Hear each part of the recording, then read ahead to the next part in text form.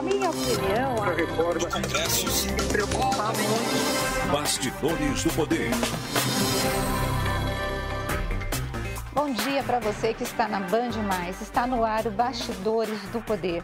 Nós vamos discutir o que foi notícia durante a semana no mundo da política e também debater os assuntos que serão polêmicos e que vão acontecer ainda na semana que entra. Mas você que já está aqui comigo, a sua Rose Guglielminetti, e do meu lado está o meu colega Edson Souza, que vai fazer o programa comigo. Bom dia. Bom dia para você, Rose, bom dia para toda a nossa audiência também, e vamos aqui com as novidades. Bom, e para começar o programa de hoje, nós vamos falar sobre Covid-19. A gente deixou de falar há algum tempo, né? Só que nós estamos vendo, na verdade, lá na China, o lockdown em várias cidades, e isso tem provocado efeitos e consequências, principalmente na questão do comércio exterior e nos navios que não conseguem despachar as cargas, sequer conseguem chegar aos portos. E quem vai falar conosco sobre essas consequências, o risco de desabastecimento no comércio e nos países, é o advogado, o Léo Carvalho. Léo, bom dia para você, bem-vindo ao Bastidores do Poder. Bom dia, Rose. Bom dia, Edson. Bom dia para todo mundo que está nos assistindo em casa. É um prazer vir aqui novamente falar com vocês um pouquinho sobre esse tema tão importante para o Brasil e para a nossa economia, né? A gente vê algo bem distante do Brasil, mas é algo que, sem dúvida alguma, impacta diretamente aqui o brasileiro e o bolso de cada brasileiro, né? Então, assim, quando a gente pensa em China, a gente tem que, obviamente, sempre pensar que é uma das maiores potências econômicas e um dos maiores exportadores de produtos manufaturados, né? O Brasil importa muito produto chinês, como é de conhecimento geral, e a situação nos portos da China está um pouco complicada. Por que eu falo um pouco complicado? Óbvio, lá em 2020, 2021, a gente teve um cenário extremamente complicado, de congestionamento de portos, a nível global, que impactou bastante, foi bastante disruptivo e prejudicou bastante as cadeias de global chain. Porém, a situação na China hoje já volta a ser preocupante. Infelizmente, a gente volta a falar das mesmas problemáticas de 2020 e 2021, quando todo mundo achava que já estava resolvido, que o transporte marítimo não poderia ser mais tão abalado quanto foi naquela época, né? A gente teve, final do ano passado, para ser mais preciso, setembro, outubro, pico do valor do frete marítimo, devido à problemática global de congestionamento portuário, e de lá para cá, realmente o frete vinha em uma curva totalmente descendo, né? A gente saiu de um frete China-Brasil, frete de um container de 40 pés de $20 mil, $14 mil, chegou até 5.600 novamente. Porém, com essa problemática na China, ele começa a se estabilizar e, mais do que isso, começa a demonstrar sinais de alta. Por quê? O cenário que está na China tem prejudicado bastante, inclusive tem demonstrado uma situação até de congestionamento pior do que 2020 e 2021. Hoje tem praticamente 400 embarcações boiando perto de portos chineses esperando a atracação, né? O que a gente chama de tonelagem fora do mercado.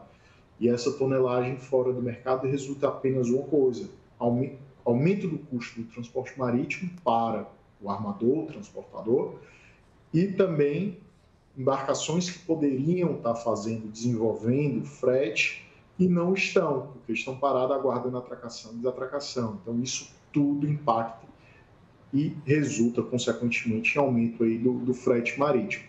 É uma situação extremamente delicada, porque as embarcações aí, sem dúvida alguma, devem demorar bastante para atracar. As janelas de atracação não estão sendo obedecidas por causa disso.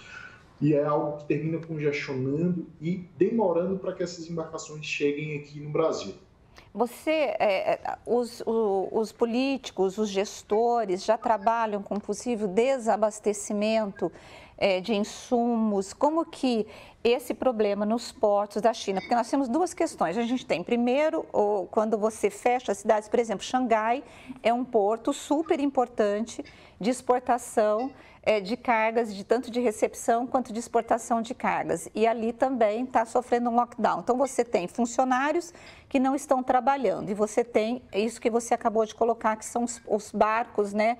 Os navios que estão ao redor ali, sem conseguir atracar e sem conseguir fazer com que o produto seja desembarcado ou seja embarcado.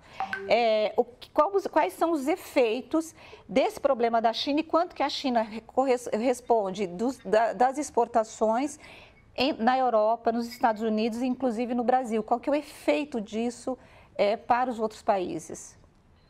Bom, a China é um dos maiores países de exportação, né? Ela exporta para o mundo todo, para os Estados Unidos, para a Europa e para o Brasil. É uma situação extremamente calamitosa que a gente está, porque a China está entrando no high peak dela, high peak season dela, no próximo mês, que são exatamente quando começam a ter os embarques de produtos que chegam na Europa, nos Estados Unidos e na América Latina para o Natal, né?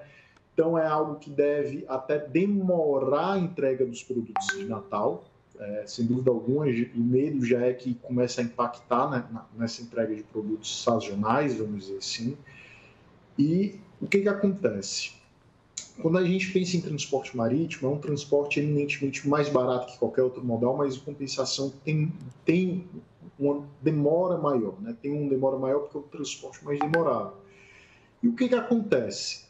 Quando a gente pensa em problema hoje na China, o reflexo disso para uma economia como a brasileira é sentida com 45 dias, 60 dias na frente, que é exatamente quando hoje os problemas na China, as mercadorias que não estão sendo embarcadas hoje e ontem na China, deveriam chegar aqui no Brasil e não vão chegar, né? Então, assim, é algo que a gente ainda não está sentindo os efeitos propriamente dito, mas vamos começar a sentir quando chegar o período que essas mercadorias deveriam estar chegando aqui no Brasil, entendeu?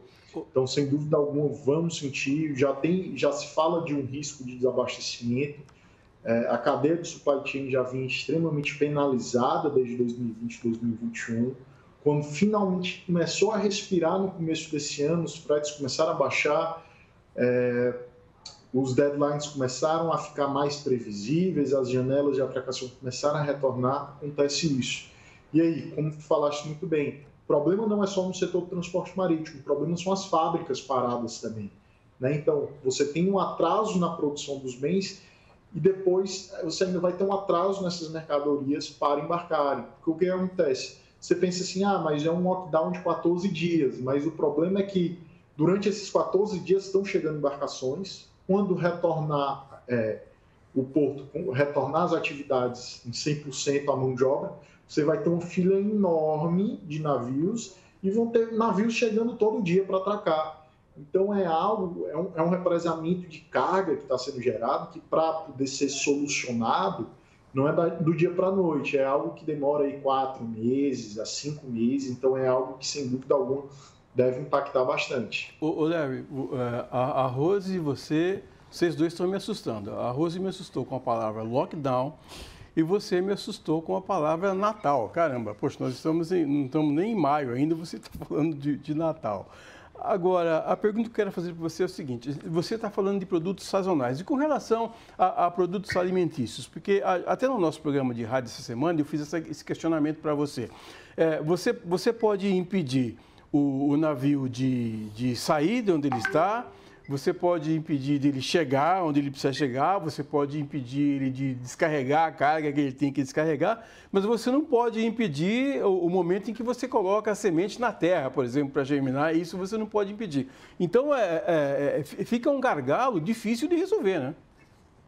Sem dúvida alguma, é extremamente difícil de resolver. Quando eu falo de produtos sazonais de Natal, é porque próximo mês, em maio, final de maio, já começo de junho, já começam a produção e os embarques para o Natal, né? Quando efetivamente já começam os embarques do Natal.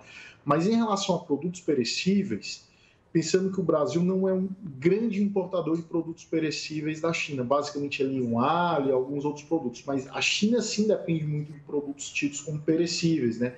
A China tem muito pouca área no país você consegue fazer agricultura, né? Então, a China é bastante limitada à produção agrícola dela. Então, ela depende muito do milho, da soja e de vários outros produtos de commodities agrícolas, né?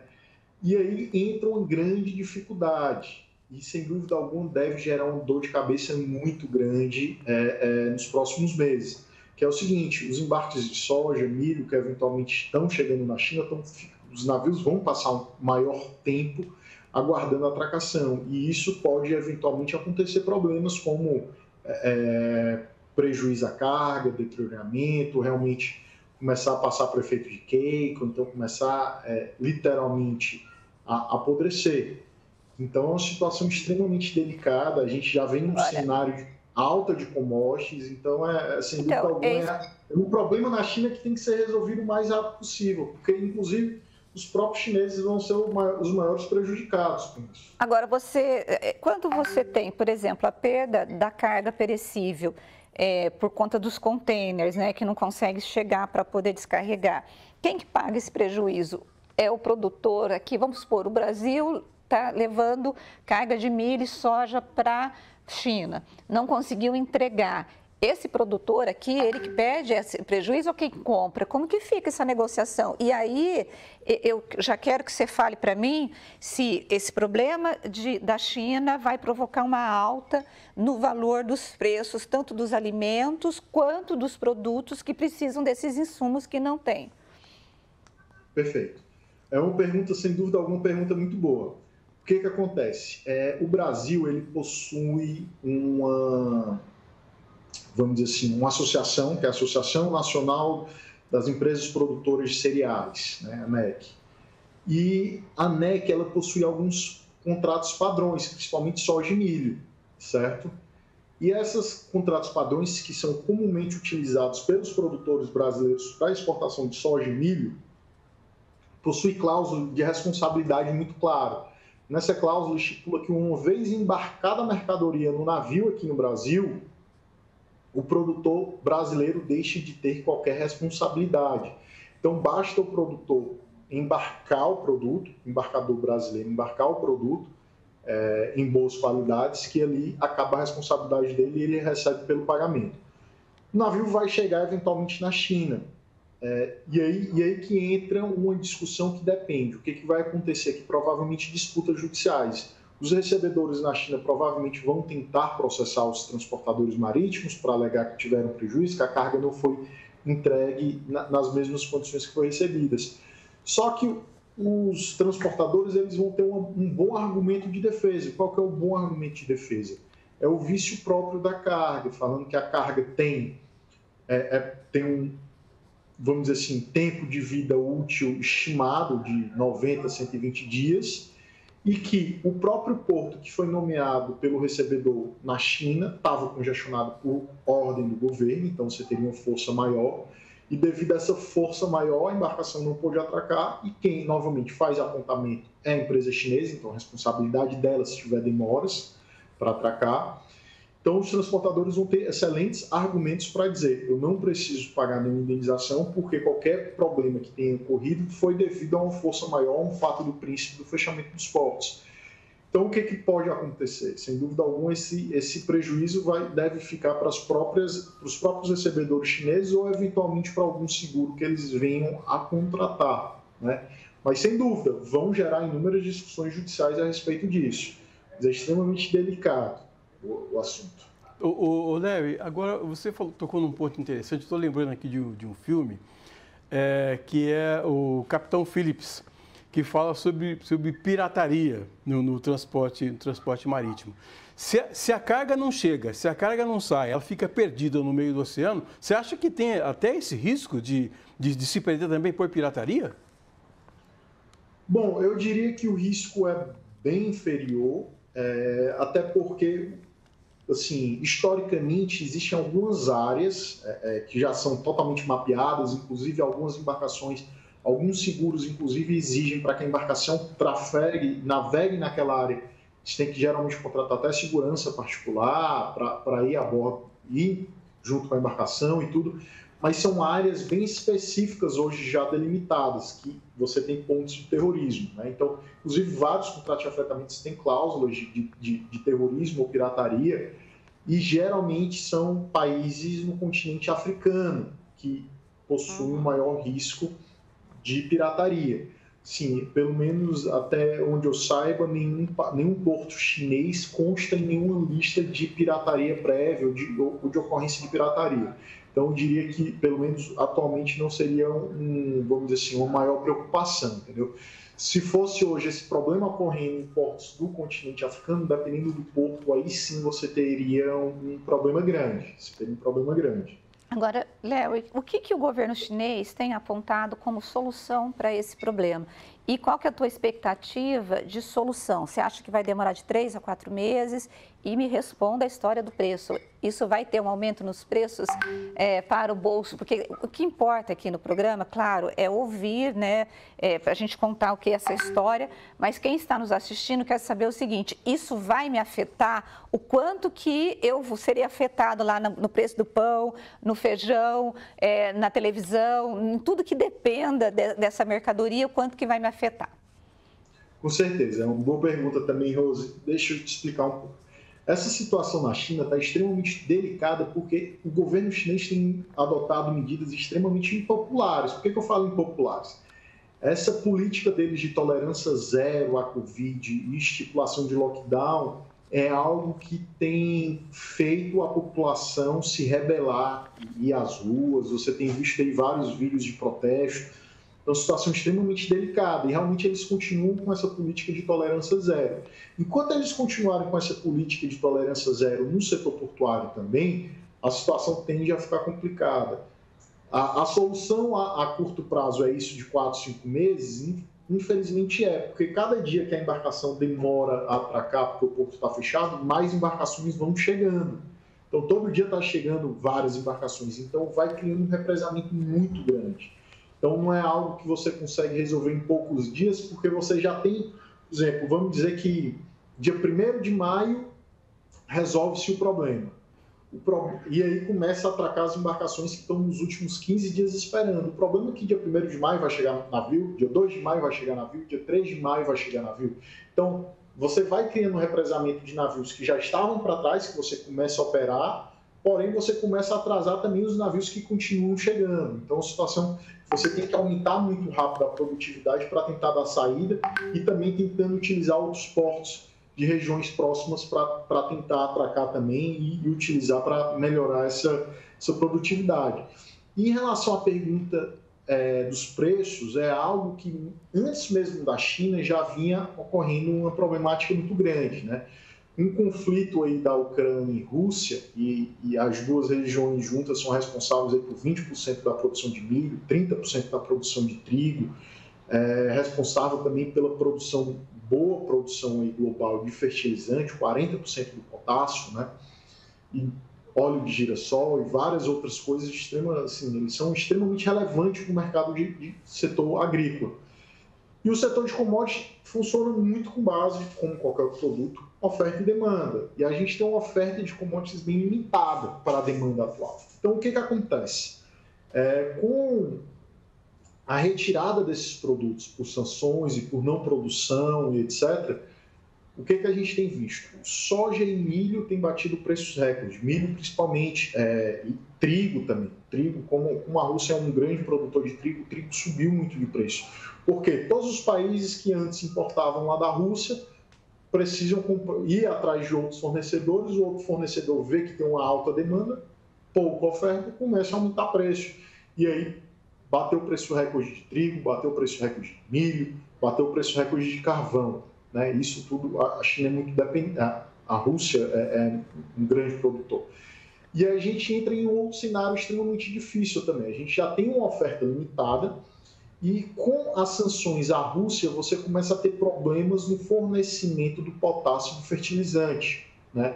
E vários países já estão demonstrando que estão com desabastecimento de fertilizante, estão tendo dificuldade. O fertilizante subiu muito de preço também. O fertilizante mais que triplicou o preço.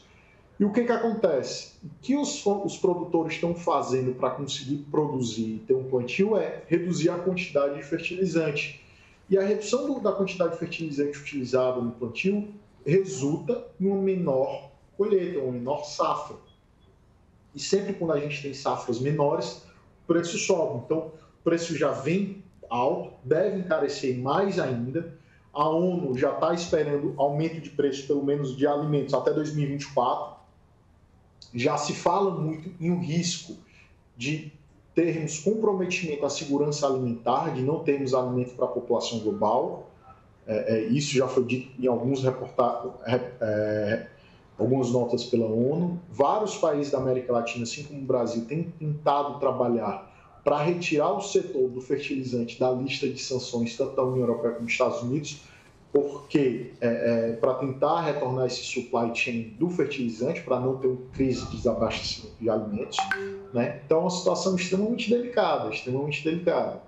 Olha, eu quero agradecer a tua participação aqui no Bastidores do Poder e torcer para que não falte, né, o macarrão, né, na nossa mesa no domingo, né, porque todo mundo adora comer o macarrão, aí só falta, né, mas é uma situação bem delicada e bem complicada e tomara que a gente consiga resolver isso e, assim, querendo ou não, né, Léo, não tem jeito, a população é que acaba sendo afetada. Muito obrigada pela tua participação. De nada, até mais. Até mais. Tchau, tchau. Até mais. Gente, e agora nós vamos para um rápido intervalo e você vai ficar aí, ó, grudadinho no sofá, porque nós estamos de volta daqui a pouquinho. Bastidores do Poder. Bastidores do Poder. Nós estamos de volta com Bastidores do Poder. E agora nós vamos falar sobre um assunto que dominou o mundo dos negócios, que foi a compra, né, ou a venda do Twitter e a compra pelo empresário Elon Musk, comprando essa empresa e que acabou animando muita gente, principalmente os políticos de direita, como o presidente do Brasil, Jair Bolsonaro, que acabou aqui conseguindo 100 mil novos seguidores apenas com esse anúncio da mudança, já que não houve nenhuma mudança da direção da empresa. Mas quem vai falar conosco sobre o que significa, né, para o mundo, né, das mídias digitais, para a liberdade de expressão, por que os políticos de direita ficaram tão animados com essa mudança aí da venda, né, com a compra pelo Musk desta empresa, é o advogado Plínio Igazzi. Ele é especialista em redes digitais. Bom dia para você, bem-vindo ao Bastidores do Poder. Bom dia a todos, obrigado pelo convite. Bom, vamos começar com a história, né, que está todo mundo assim, desde quando houve o anúncio da venda, da compra, né, por 44 bilhões, né, pelo Musk que sempre se colocou assim, resistente à questão da censura adotada pela empresa, pelo Twitter, e houve aí uma animação geral dos políticos de direita. A primeira mudança com essa negociação significa o quê para as redes digitais? Então, o Twitter ele sempre foi considerado uma plataforma de muita liberdade de expressão. Então, talvez não seja tão verdade essa situação que estão tentando implantar na mente dos brasileiros de que o Twitter daqui para frente vai ser muito mais livre. Uhum. O Elon Musk, ele de fato, ele buscou oferecer uma liberdade cada vez maior ao se tornar cada vez mais influente dentro do Twitter. Tanto é que ele comprou anteriormente as cotas para posteriormente comprar efetivamente o Twitter. Quando ele se tornou um pouco mais influente dentro do Twitter, ele começou a verificar a possibilidade de buscar mais oferecimento de liberdade de expressão. Só que a plataforma sempre foi algo que buscou esse tipo de liberdade para todos os indivíduos. Inclusive, é uma plataforma muito utilizada como subterfúgio em regimes autoritários.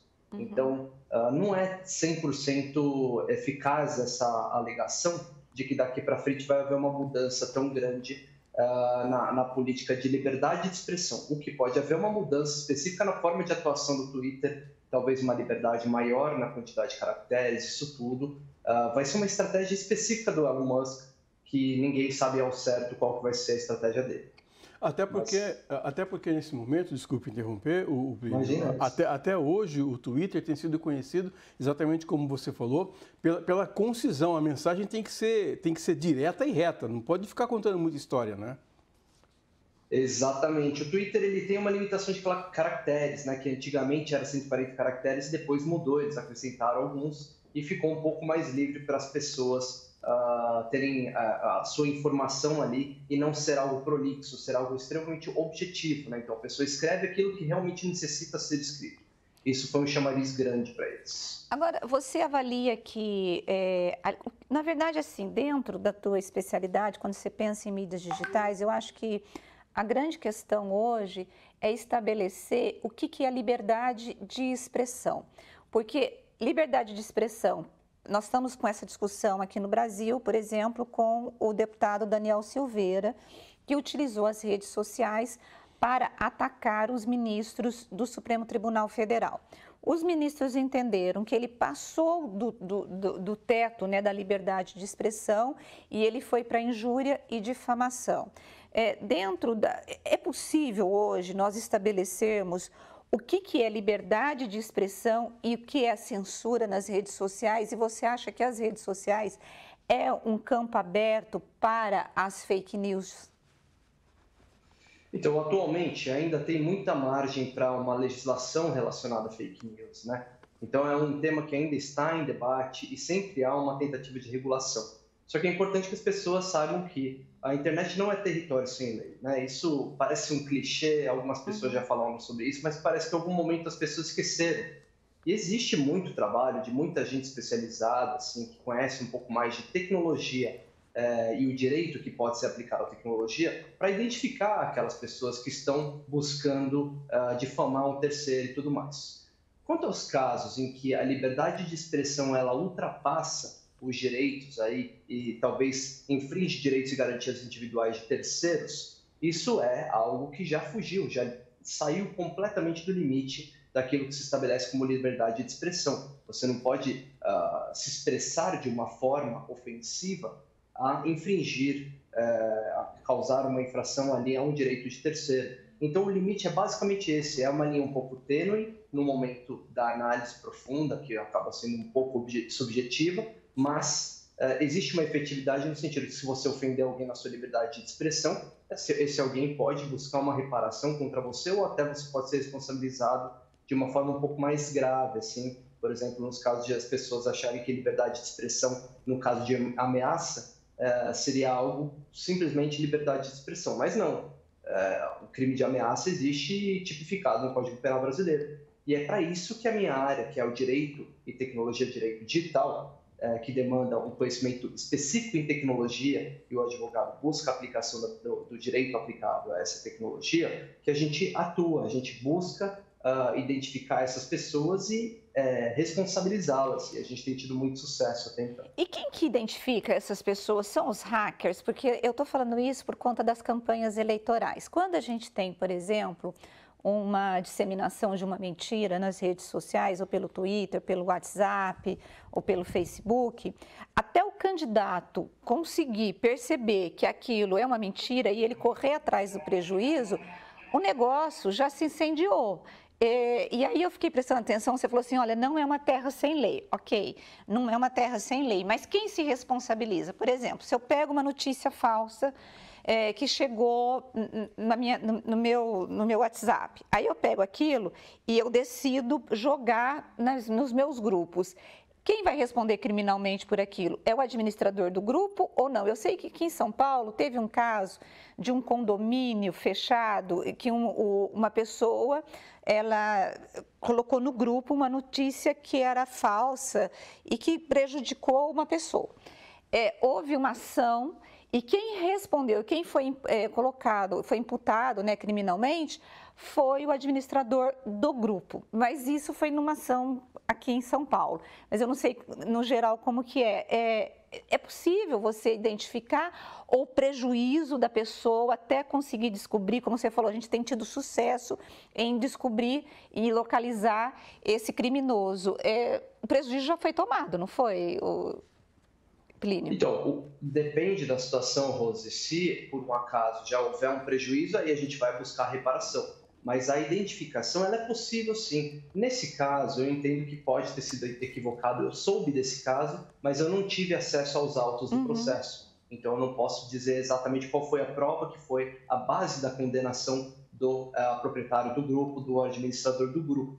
Mas isso poderia ser equivocado numa situação nua e crua, que, por exemplo, o proprietário do grupo, o administrador do grupo, ele só criou um grupo para trocar conversas e informações relacionadas ao condomínio. E o intuito dele jamais foi oferecer um subsídio para que as pessoas pudessem se ofender ou oferecer fake news para isso. Então, ele vai se responsabilizar por um ato de terceiro? Isso não é cabível. Eu concordo. Agora, se ele, por um acaso, participou de alguma forma da proliferação dessa fake news, ou ele criou o grupo para oferecimento de fake news ou para ofensas a terceiros, aí ele, obviamente, vai ser responsabilizado conjuntamente com todos aqueles que forem os atores ali dos atos ilícitos. O Plínio, nessa linha que a Rose estava dizendo, do WhatsApp, por exemplo, os grupos são criados para que as mensagens, os conceitos, as regras sejam divulgadas entre as pessoas que fazem parte do grupo.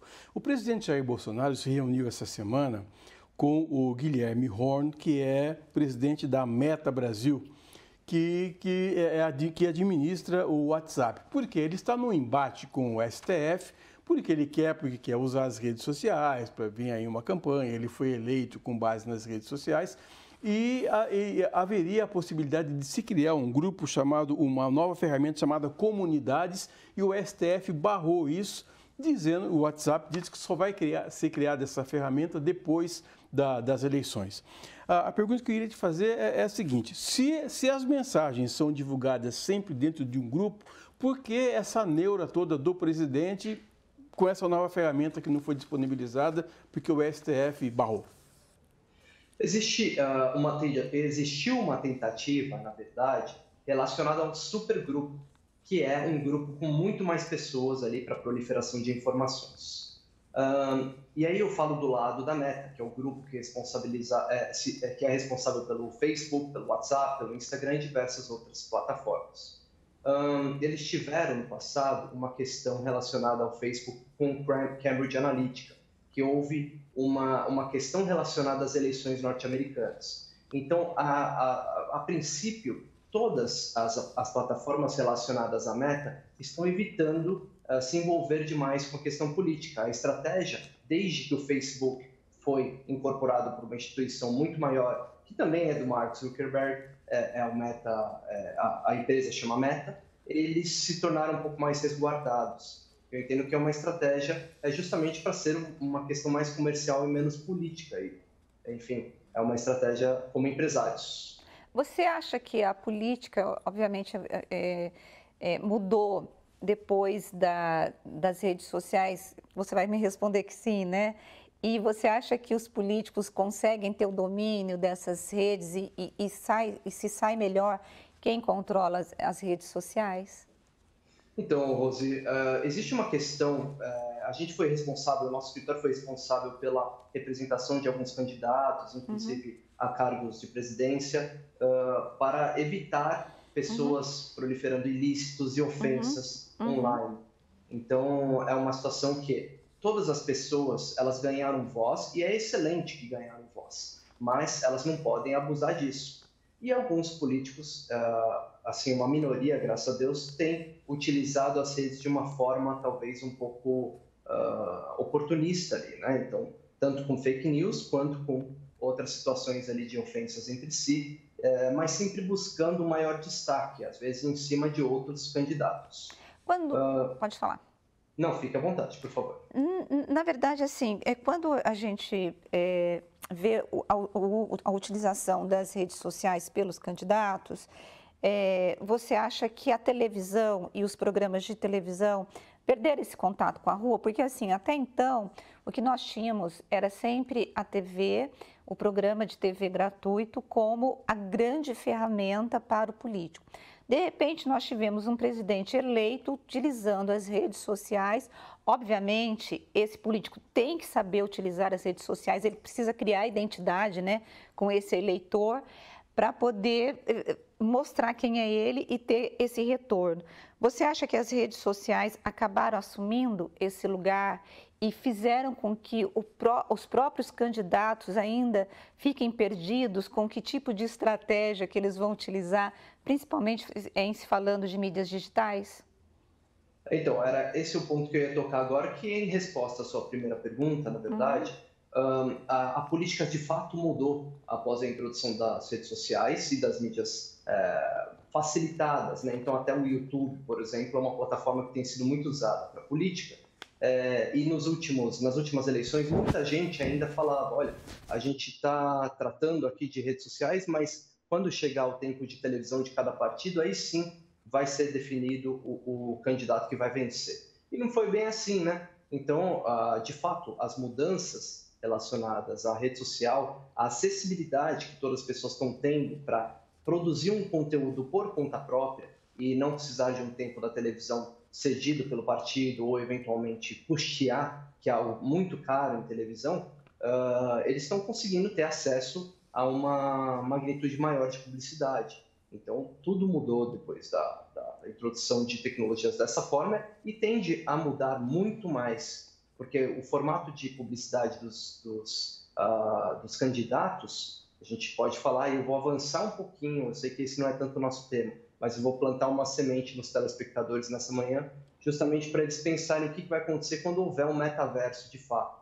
ou seja, um universo virtual em que as pessoas se manifestam ali dentro, pode haver um comício de um candidato e ele vai ter milhões de pessoas assistindo ali se houver uma necessidade. A representação gráfica dele vai ser ali, todos que quiserem assistir estarão com óculos nas suas casas, vendo o candidato ali na frente. Isso tende a se fortalecer muito nesse universo virtual. Agora, Plínio, que ainda não existe. Então, mas Plínio, você acha que nós vamos estar preparados, o próprio direito, para poder lidar com essas situações, o próprio Tribunal Superior Eleitoral para poder dar resposta a tudo isso?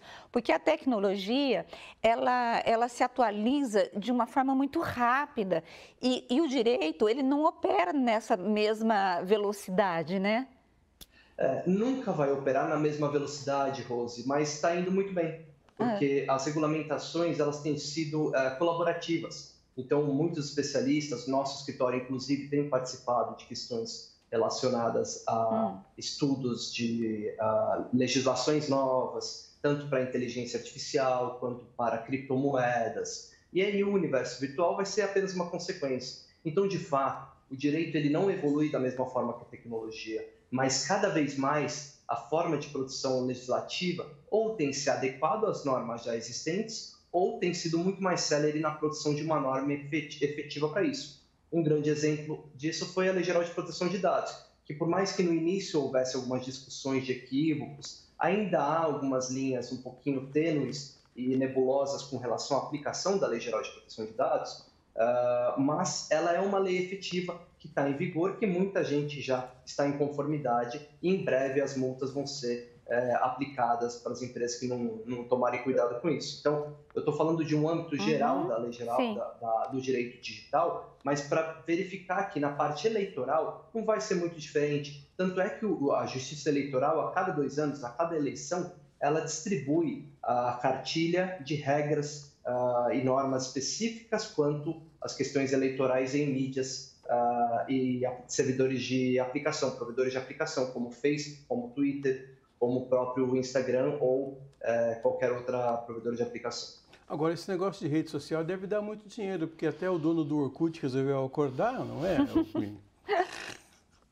A rede social é uma coisa que dá muito dinheiro, tanto pela publicidade envolvida quanto aos próprios dados dos usuários que utilizam. Gente. Então, é complicado, porque na maioria das vezes produtos somos nós. Nós que oferecemos... Isso que eu ia falar, porque eu sigo todo mundo e ninguém me segue, viu, Plínio? Mas é porque o Plínio, eu não sei se você chegou a ver essa semana, acho que foi o Globo que trouxe uma matéria daquele morador de rua de Brasília, né? Sim. Que virou agora um influencer, né? E ele está ganhando já R$13 mil por semana. Tá vendo? Que beleza. Só com os vídeos que ele está postando e agora ele está tendo uma vida de ostentação, né? E aí ele está ficando num flat, ele fala mais ou menos a vida dele e tal. Ele teve um monte de seguidor e ele já está ganhando grana, Plínio, tá vendo? Tá vendo? E nós aqui, com os nossos seguidores, buscando mostrar o nosso trabalho e não a ostentação, né? Pois é. Agora, Plínio, voltando um pouquinho para o Twitter, né? Claro. E aí, vendo essa questão do Musk, nós tivemos alguns políticos que foram barrados pelo Twitter porque a plataforma entendeu que houve um excesso por parte desses políticos. Nós tivemos nos Estados Unidos o ex-presidente, o Donald Trump. Aqui no Brasil, nós tivemos o bolsonarista Alan Santos, nós tivemos o próprio deputado Daniel Silveira, todos esses tiveram suas contas bloqueadas. E você falou assim, não, o Twitter sempre foi uma plataforma que sempre teve muita liberdade, né? Você acha que vai ter ainda mais liberdade? E uma coisa que a gente percebeu é que durante essa semana, os políticos de direita ganharam mais seguidores, mas os de esquerda perderam. Isso não é esquisito? Na verdade, é uma tendência até mercadológica, né? As pessoas criaram uma ideia de que o Twitter seria valorizado por causa disso. Mas a tendência é que não. A tendência é que ele se mantenha como uma plataforma da forma como era, com algumas adaptações que o Elon Musk sentia falta como usuário. Porque ele mesmo falava que ele gostaria de algumas mudanças. Sim. E não tinha a possibilidade de solicitar para o Twitter essas alterações. Mas agora as coisas tendem a mudar, muito pouco, ao meu ver. Por quê? Porque uma plataforma qualquer que só tem fake news não é atrativa. Não é atrativa porque aí as pessoas param de acessar. As pessoas que estão no meio do muro, elas acabam em cima do muro, elas acabam não acessando tanto. Então aí vai virar uma plataforma só voltada para o público de direita. É verdade, você tem razão. Politizado. Mas só um detalhe, às vezes a pessoa segue pelo sensacionalismo, né? Então, mas se você não tem a credibilidade, você não vai ser uma plataforma que vai ter a diversidade. Aí ela fica ali só para uma tribo, não é isso? Existe a bolha online. E se você só segue pessoas de direita ou só segue pessoas de esquerda, as suas opiniões sempre vão ser enviesadas. E as pessoas que buscam essas fake news, elas sempre estarão enviesadas para o falso, para a informação incompleta ou para a meia-verdade. Então, as pessoas que seriam o alvo dessa conscientização, dessa mudança de fator decisório para votar mais para a direita ou para votar eventualmente mais para a esquerda, seria algo simplesmente aniquilado. Porque a pessoa que busca proliferar fake news, ela quer que outra pessoa veja fake news e pense igual a ela. Então, sim, ela quer que vote igual a ela, seja de direita ou de esquerda.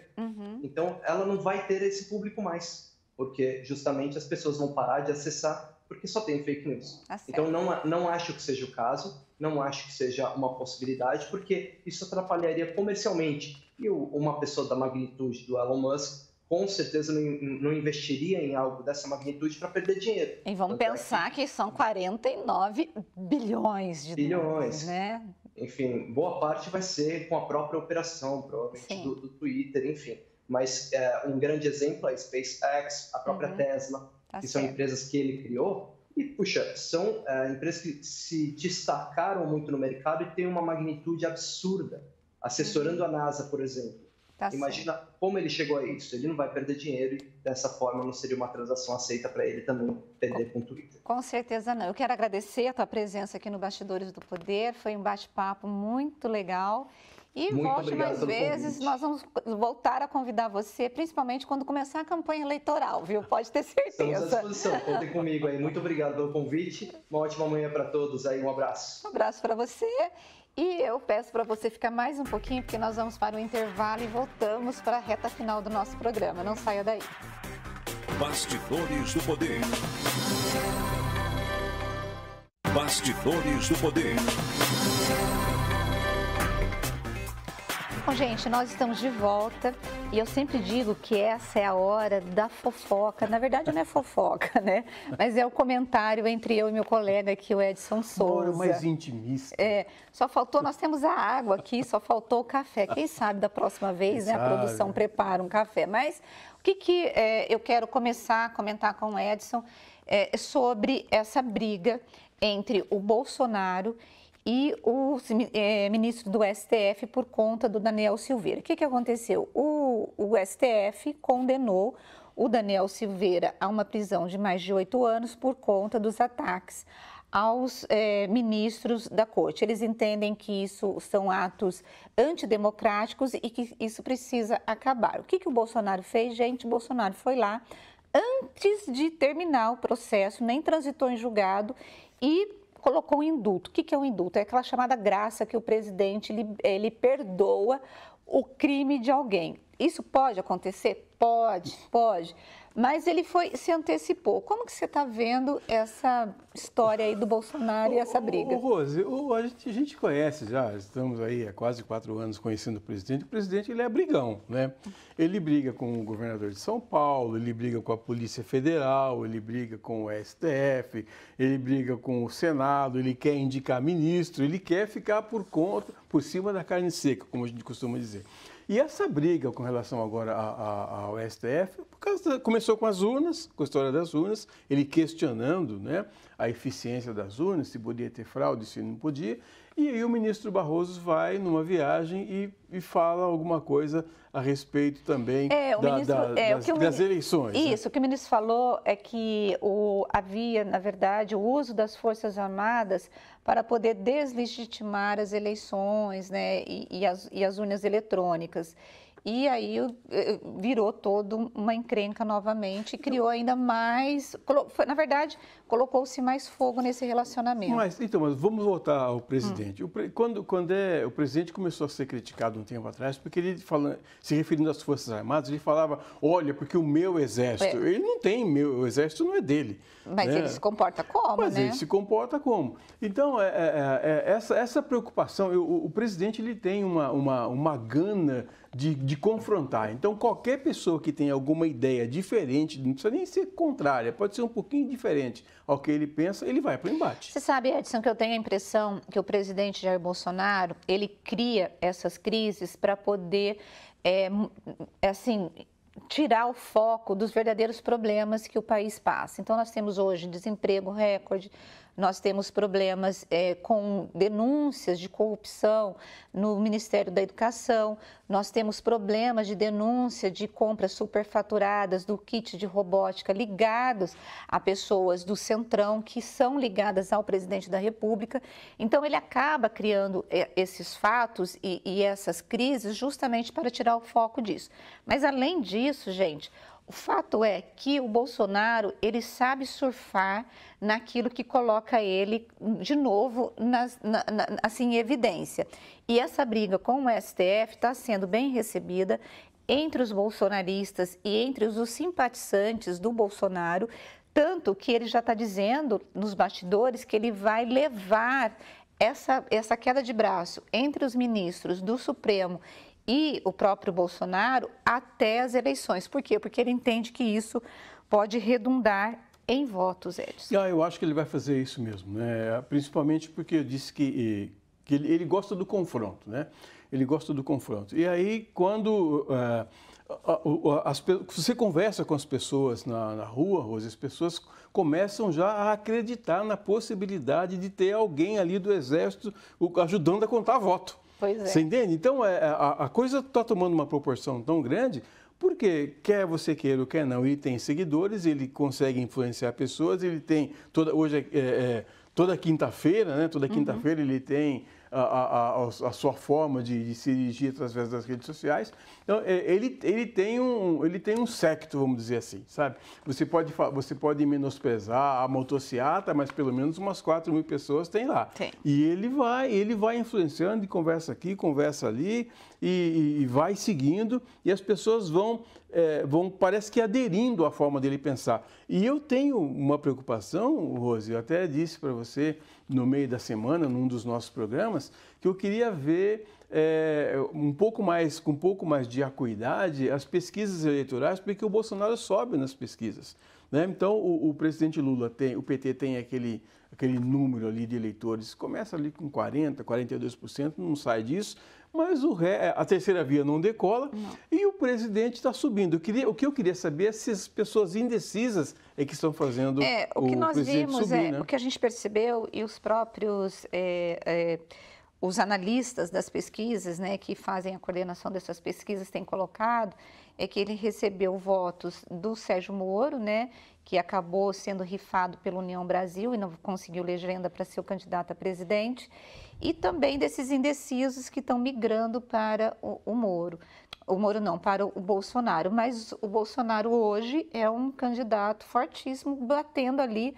Eu acho que vai acabar essa polarização mesmo ficando entre o Lula e o Bolsonaro, e a terceira via, pelo jeito, nós não estamos vendo decolar, não. E já está se falando, inclusive, que aquela parceria, por exemplo, da terceira via entre União Brasil, Cidadania, MDB e PSDB, cujos nomes, eles colocaram até uma data para poder anunciar o nome, que seria de 18 de abril, eu estou achando que não vai acontecer, não. E o próprio União Brasil já está dizendo e falando em poder ser sair com uma candidatura própria, né? Mas ninguém quer ser vice-campeão. Você não lembra o nome do vice-campeão estadual desse ano. Todas as vezes que os partidos se juntam, a proposta é, escuta, você quer ser vice na minha chapa? Ninguém quer ser vice, Rose. Não, né? Você se candidatou alguma vez a vice-presidente do Grêmio estudantil da sua escola? Ninguém faz isso. É verdade, é verdade. Bom, vamos lá, gente. Mais uma notícia, saindo, né, dessa história das eleições, uma coisa que me deixou bem irritada nesta semana foi uma notícia que saiu dizendo que o Brasil tem quase 7 mil obras paradas que tiveram os trabalhos iniciados. Gente, presta atenção nisso. Em 2012 e o período que foi analisado é 2012 e 2021. Sabe quanto que somam esses recursos que o governo colocou dinheiro? 9 bilhões de reais. Ou seja, você aprova uma obra, uma creche, um hospital, sei lá, qualquer coisa, eles entram com um aporte de dinheiro, começa a fazer a obra, mas não entrega a obra. E quais são as obras, gente, que viraram aqueles esqueletões que a gente vê pelas cidades e principalmente aí pelos estados? São obras em programas habitacionais e de educação, ou seja, moradia para o povo que precisa e educação para você poder melhorar um país. E é isso, gente. São obras que... São 7 mil obras. Eu acho um absurdo. Cadê a fiscalização, gente? Cadê a fiscalização? Rose, você está falando de escola e de creche, de prédios visíveis, né? E as estradas que a gente ouve falar que nunca... Essa Belém, Brasília, a Transamazônica, desde que eu sou criança, eu ouço falar da construção dessas estradas, nunca fica pronto. Imagina o tanto de dinheiro que não vai pelo ralo nisso, né? E não se resolve, não se apronta, não tem uma entrega. E quero falar uma outra coisa também. E as obras que são inauguradas sem estar prontas? Nós tivemos, a gente tem isso o tempo todo, né? E principalmente em eleições, você tem obras que eles antecipam a entrega, colocam... Agora parece que vai acabar isso. Agora vai acabar. Eles entregam a plaquinha e inaugura, vai para o programa de televisão, vai para as redes sociais do candidato, só que a população depois não vê, né? Não vai ver esse negócio, não. Vou inaugurar a creche aqui. Criança lá não vai ver, porque não vai ter. Bom, mas tomara que isso acabe, né? Gente, um alerta, né? Aqui em Campinas, a Secretaria de Saúde, e assim como todos os estados, estão em alerta que essa história, não sei se você ouviu falar da hepatite aguda, Edson, Sim. que está atingindo 12 países, né, principalmente os europeus. De acordo com a OMS, nós foram notificados 169 casos, com 17 transplantes de fígado e um óbito. E o maior problema é que a origem da inflamação permanece uma incógnita. Os médicos não sabem o que está acontecendo. O que está acontecendo? E está atingindo principalmente crianças entre 1 mês e adolescentes até 16 anos. Há um alerta, todas as secretarias de saúde do estado, dos municípios alerta, olha, teve um caso desse, já vamos notificar, porque precisa saber o que está acontecendo com essa hepatite aguda.